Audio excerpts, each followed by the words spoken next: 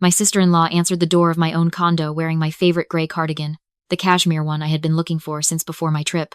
She leaned against the doorframe with her arms crossed and smiled at me, the way you smile at a salesperson you're about to turn away. "Hey," she said. Not "Hi, welcome back," not "We need to talk." Just, "Hey," like I was the one who had shown up uninvited. "Where's my brother?" I asked. "He's asleep." She tilted her head. "Jade, we really need this right now. You know that. You're single. You're doing great. You've got your whole career ahead of you. We don't have anywhere else to go. Just stay with a friend for a little while. You'll barely notice." She started to close the door. I put my hand on it. "That's my home," I said. "And he's your family," she replied.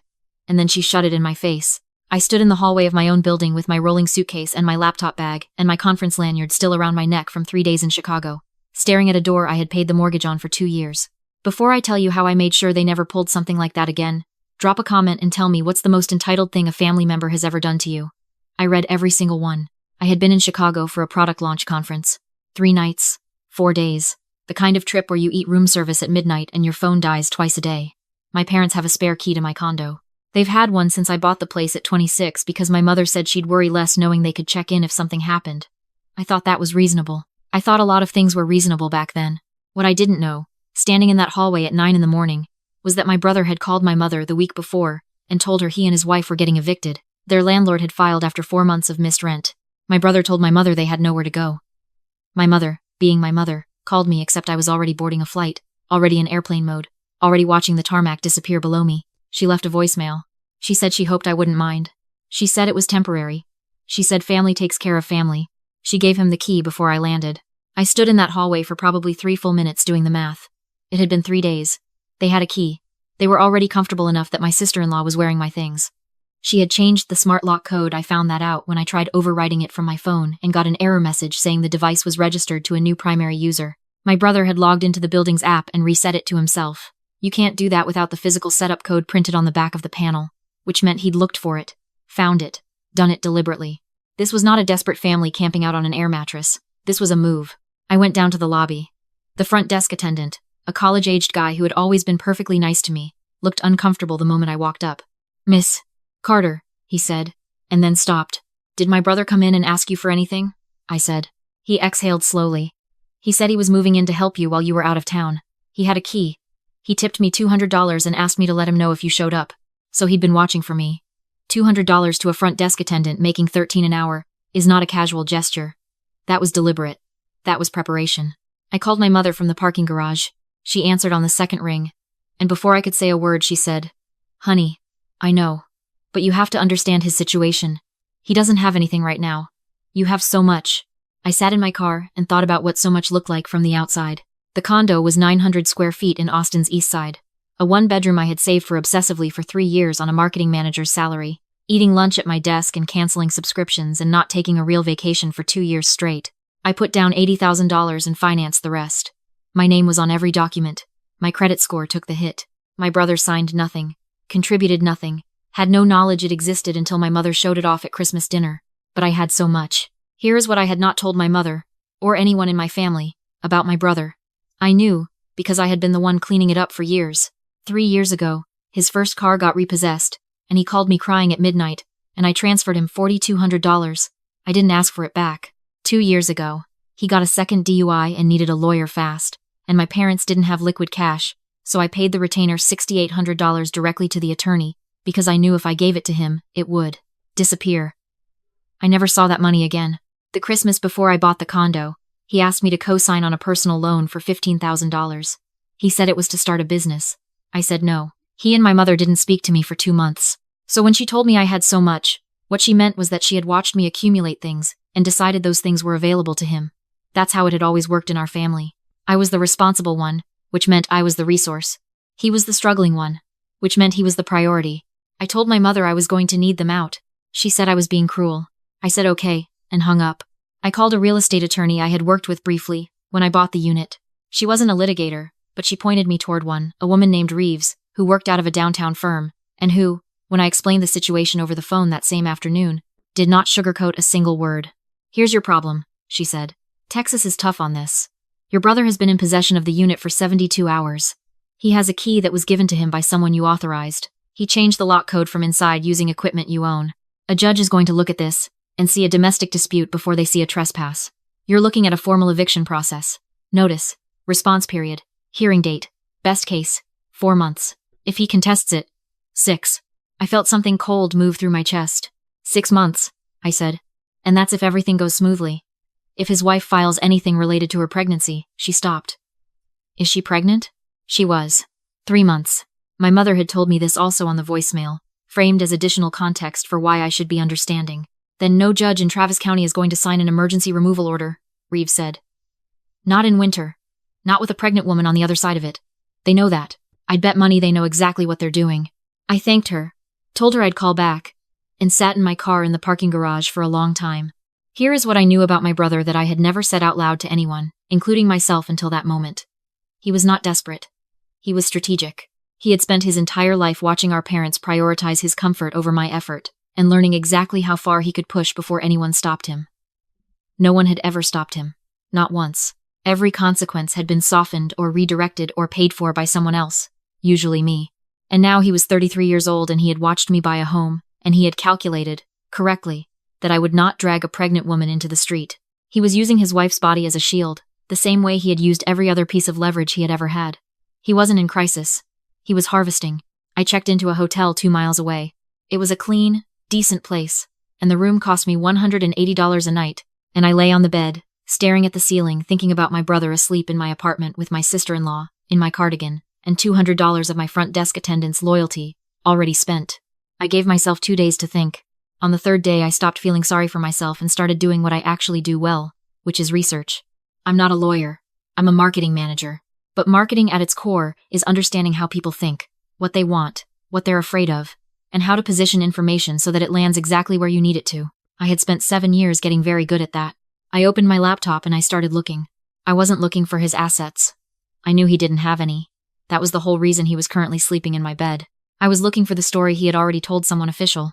It took me about 40 minutes. My brother had filed for Chapter 13 bankruptcy protection in the Western District of Texas, approximately 5 months earlier. I found the case number through the federal court's public access portal. I paid $8 to download the full filing. It was 47 pages of financial disclosure, income, expenses, debts, assets, everything a person owns or owes laid out in columns under penalty of perjury. I opened Schedule A. B. Personal property. Cash on hand. 0. Checking and savings accounts. Combined balance of $214. Stocks, bonds, retirement accounts. None. Other financial assets. None. The section asking about recent transfers of property money given away or moved in the past 2 years, he had written N.A. At the bottom of the page, above his signature, was the standard federal warning in bold. I declare under penalty of perjury that the above is true and correct. False statements may result in fines up to $250,000 and imprisonment up to 5 years. He had signed it. His wife had co-signed it. A federal judge had approved the filing and was in the process of restructuring his debts, based entirely on the representation that he had nothing. I sat back and read it 3 more times, and then I understood what I was holding. I called Attorney Reeves the next morning. I need to ask you something hypothetical, I said. If someone filed for Chapter 13 bankruptcy and swore to a federal court they had 0 assets and 0 cash, and then 5 months later, that same person signed a sworn declaration claiming they had contributed a significant sum of money to a real estate purchase, what happens? There was a pause. That would be bankruptcy fraud, she said slowly. Concealing assets from the trustee. Perjury in a federal proceeding. And if the second declaration was also notarized and on the record, you'd have a document contradiction that the trustee could act on immediately. Would it trigger an asset freeze? If the trustee filed for emergency relief? Possibly within 24 to 48 hours? Yes. Why are you asking me this? Because I'm going to give my brother exactly what he wants, I said. I'm going to offer to add him to the deed. She was quiet for a moment. Walk me through it, she said. Here's what I told my brother. I called him from a number he didn't recognize because I correctly assumed he would not pick up my actual number. He answered on the 3rd ring.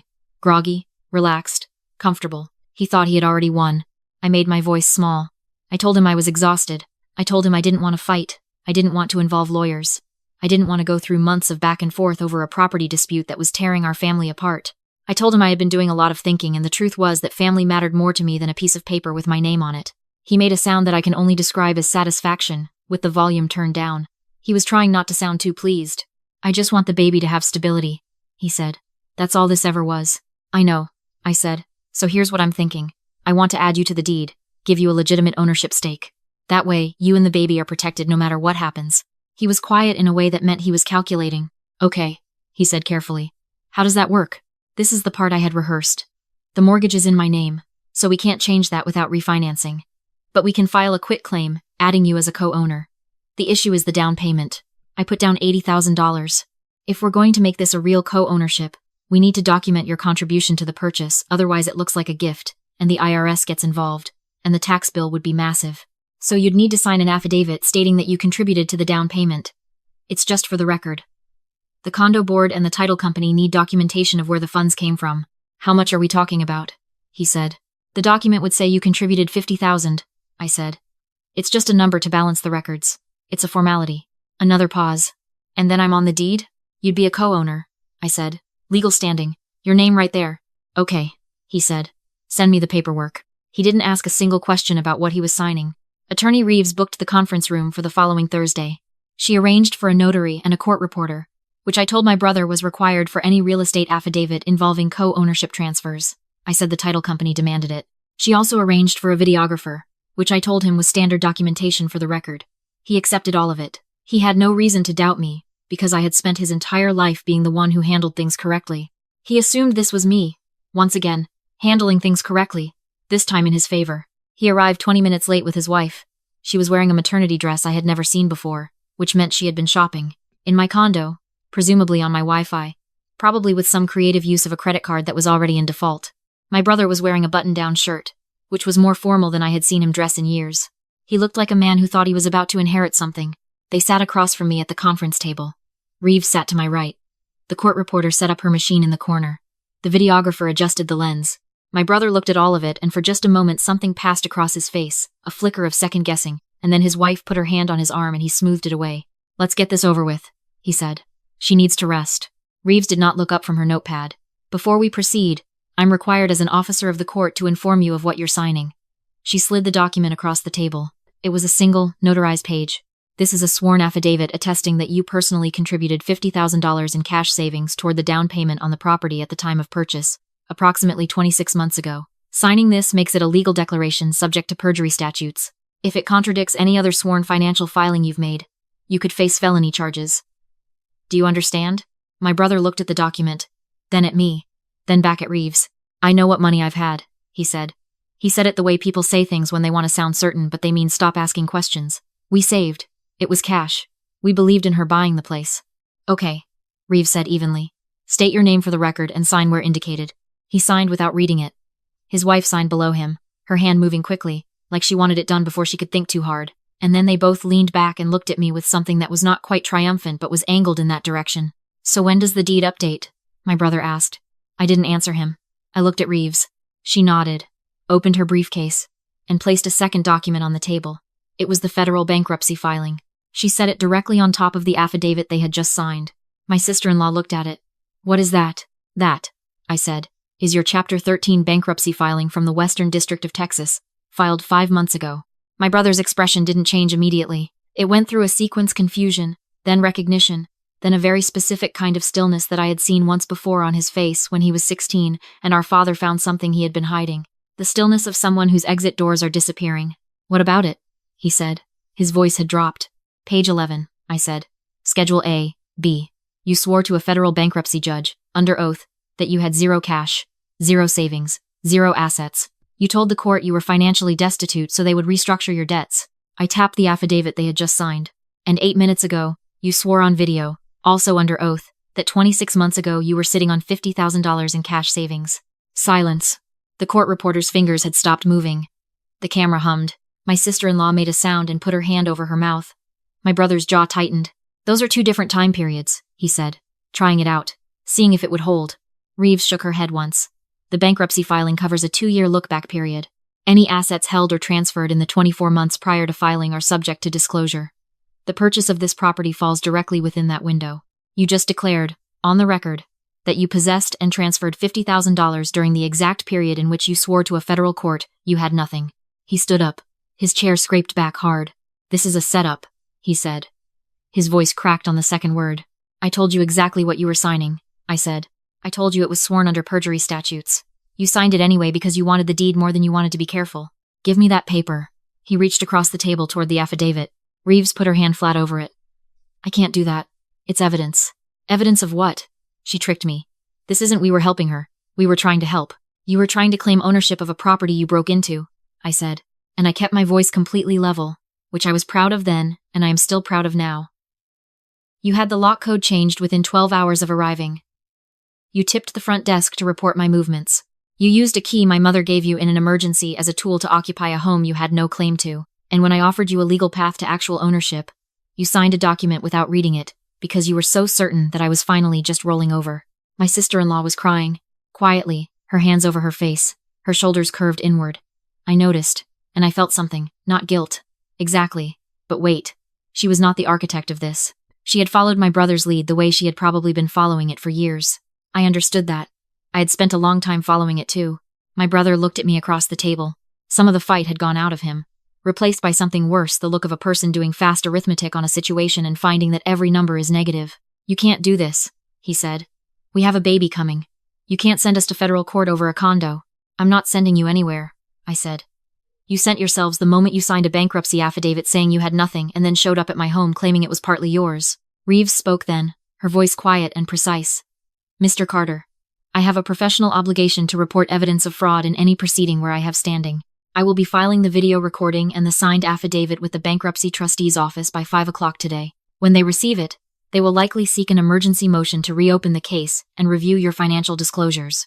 That may result in an asset freeze on all accounts held in your name and your wife's name, revocation of your discharge, and referral to the U.S. trustee's office for investigation. My sister-in-law looked up. Our bank accounts? Everything that can be tied to the filing, Reeves said. My brother turned to me.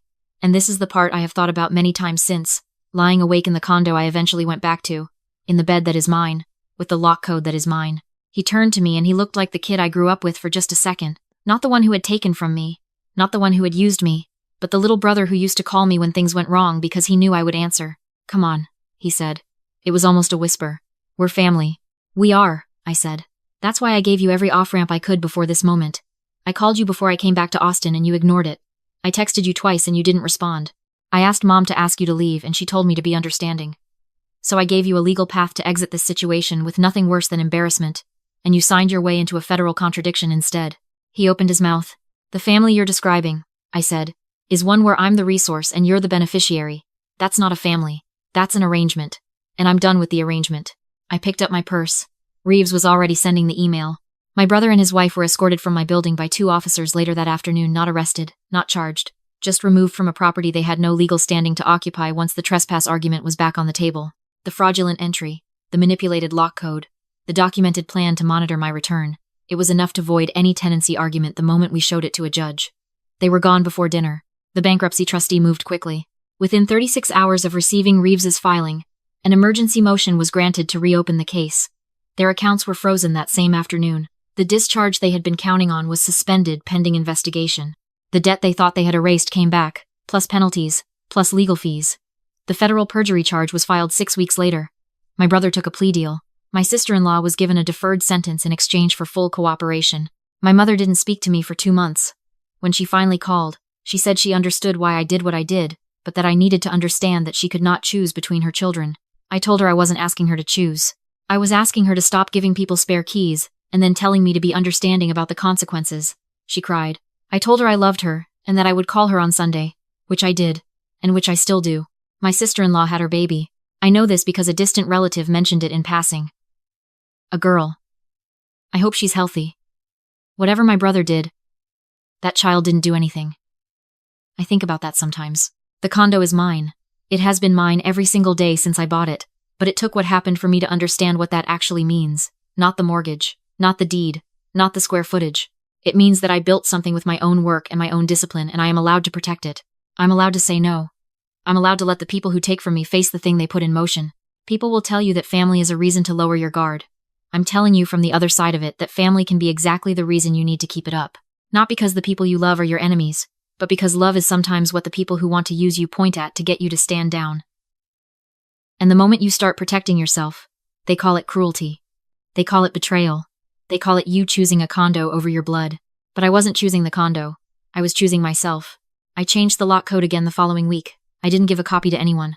I keep a plant on the windowsill now, and water it every Thursday, and sometimes I sit on my couch in the quiet, and I think about the girl who gave up vacations and lunches out, and the cashmere cardigan I never got back so she could have her name on a deed, and a place that belonged to no one but her. I think she would be glad to know how it ended. Hit subscribe if you believe that protecting yourself is not the same as punishing the people who hurt you. And tell me, would you have set the trap, or would you have walked away? Because that's the question I still turn over sometimes, late at night, when the building is quiet and everything is mine.